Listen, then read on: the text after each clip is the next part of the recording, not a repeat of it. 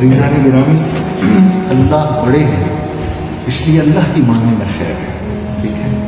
اللہ نے انسان کو پیدا فرمایا، اپنے ہاتھوں سے پیدا فرمایا اور فرشتوں سے سجدہ کرا دیا، تو اللہ کے ہاں انسان کی بڑی قیمت ہے۔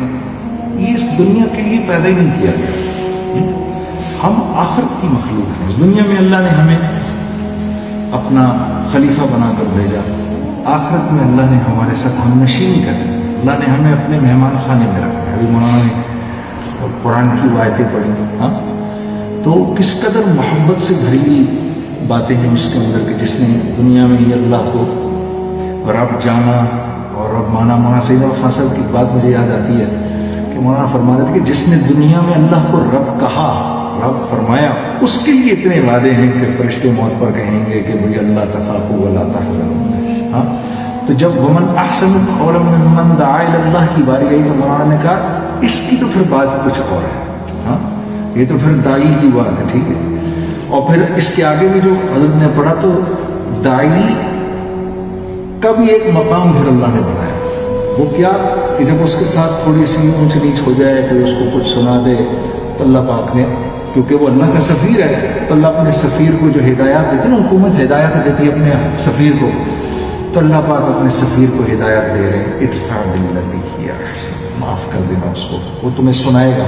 جب تم میری تعریفیں کرو گے نا اس کے سامنے، جب میری بات کرو گے تو وہ تمہیں سنائے گا الٹی سیدھی۔ ہمارے نبی صالح اور امین جب پھر دیکھو انہوں نے کیا کیا لوگوں نے کہا ان کو، تو وہ سنائے گا۔ تو ادفع باللتی ہی احسن فاذا الذی بینک وبینہ عداوۃ کأنہ ولی حمیم، اگر تم نے اس کے ساتھ اچھا سلوک کیا تو کل ہم اس کو تمہارا ایسا دوست بنا دیں گے کہ بس اس کی مثال ہی نہیں ملے گی۔ اور پھر یہ کہ وما یلقاها الا الذین صبروا، یہ تو وہی کر سکتا ہے جو اس وقت زبان پہ تالے لگا لے، سن کے کڑوی کو سیلی برداشت کر لے، ہاں۔ وما یلقاها الا ذو حظ عظیم، بلکہ مولانا ترجمہ سے فرما رہے تھے کہ اللہ پاک اس یہاں پر یوں فرما رہے کہ نہیں نہیں، یہ تو وہ کرے گا جس پر ہمارا خاص فضل ہے۔ تو ہم اس دنیا میں اللہ کے خلیفہ ہیں۔ مسلمان تو پیدا ہی نہیں کیا گیا کسی اور مقصد سے، وہ تو پیدا ہی اس دنیا کے اندر اللہ کا سفیر بننے کے لیے کیا گیا۔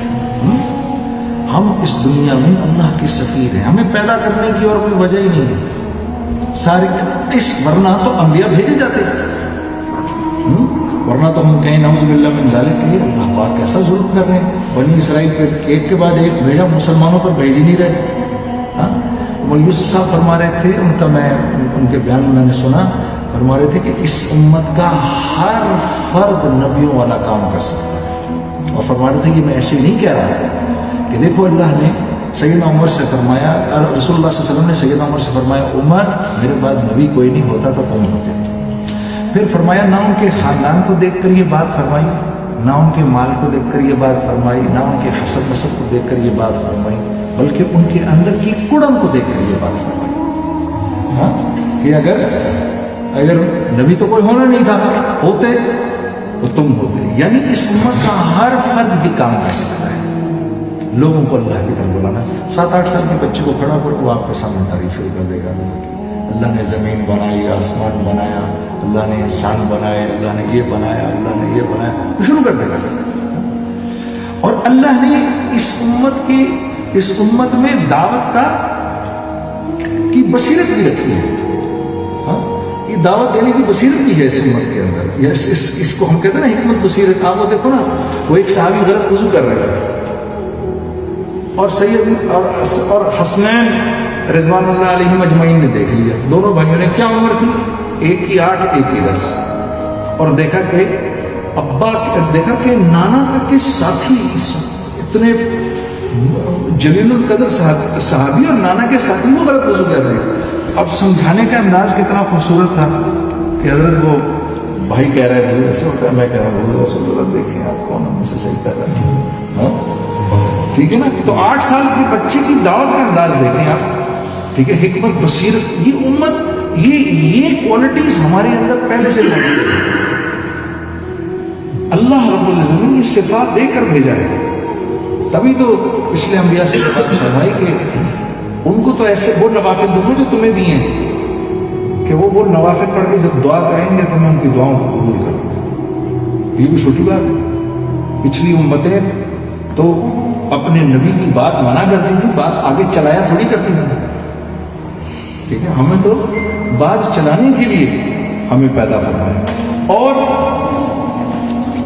جیسے میں نے عرض کیا کہ ہم دنیا کی مخلوق نہیں ہیں, ہم جنت کی مخلوق ہیں. یہی وجہ ہے کہ اللہ کے نبی کا ایک ارشاد ہے نا کہ بنی آدم کو, آدم کے بیٹے کو 2 وادیاں بھی اگر سونے کی دی جائیں تو وہ کہتا ہے کہ مجھے تیسری چاہیے. کیوں؟ کیونکہ یہ ہم ہیں وہاں کی مخلوق. میں امریکہ میں سفر کر رہا تھا تو ایک امریکن نے مجھ سے کہا کہ دوست تھا میرا, مجھ سے کہتا ہے آپ ڈزنی لینڈ لے جاؤ. میں نے کہا کیا کرنے کے لیے؟ اور دیکھیں نا کیا ہے. میں نے کہا یار تجھے پتہ ہے وہ ہے کیا؟ میں نے کہا نہیں کیا. کہتا نہیں بتاؤ کیا ہے. میں پاکستان میں دوست. میں نے کہا دیکھو جنت میں ان کا بھی جانے کو دل کرتا ہے, جنت میں ان کا بھی جانے کو دل کرتا ہے کیونکہ جنت کی مخلوق ہے. تو اپنی سوچ کے مطابق انہوں نے ایک جنت بنائی, ہاں, اور اس میں جاتے ہیں تھوڑی دیر کے لیے خوش ہونے کے لیے. اپنے اندر کی بھوک تو پوری کرنی ہے. انبیاء سے کیوں ہم اتنی محبت کرتے ہیں, نبی کریم صلی اللہ علیہ وسلم کیوں اتنا پیار کرتے ہیں کہ انہوں نے ہمیں کہا, انہوں نے بتایا کہ جنت میں جانے کا راستہ کیا ہے.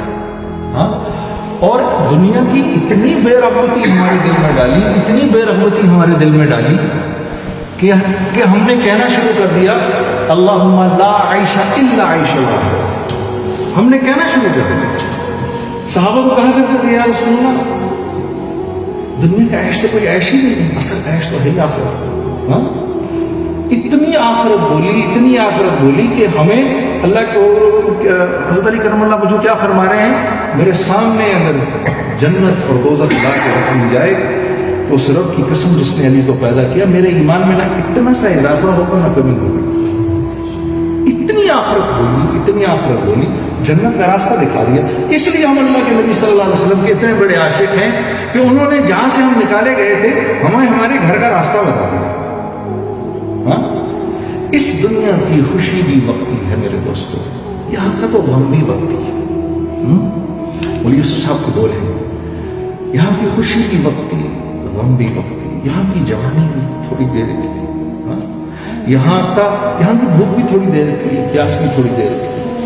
آخرت کی ہر چیز دیکھو کیسی عجیب بات ہے کہ اللہ رسول اللہ صلی اللہ علیہ وسلم کے ارشاد کے مطابق اللہ رب العزت اپنے بندوں سے فرما رہے ہیں کہ اگر میرے گناہ گار بندوں کو یہ پتہ چل جائے کہ میں ان سے کتنی محبت کرتا ہوں تو خوشی کے مارے ان کے کلیجے پھٹ جائیں. ہاں, یہ آخرت کی خوشی ہے. یہ کیا خوشی ہوگی, یہ اصل خوشی ہے. اور آخرت کا غم کیا ہے, یا لیتہا کانت القاضیہ. جس کو جو آخرت میں اپنے عذاب کو دیکھے گا, دنیا میں جو چیز اس وقت ہم جس سے سب سے زیادہ ڈرتے ہیں وہ اس کی تمنا کرے گا, کہے گا کاش میں مار ہی دیا جاتا, کاش مجھے پھر موت آ جاتا. جس موت سے ہم بھاگ رہے ہیں آخرت کا عذاب اور آخرت کے خسارے وہ اتنے مکمل ہیں اور اتنے خوفناک ہیں کہ جس کو دیے جائیں گے وہ تمنا کرے گا کاش کہ مجھے موت آ جائے اس وقت, کاش کہ میں زندہ ہی نہ کیا جاتا.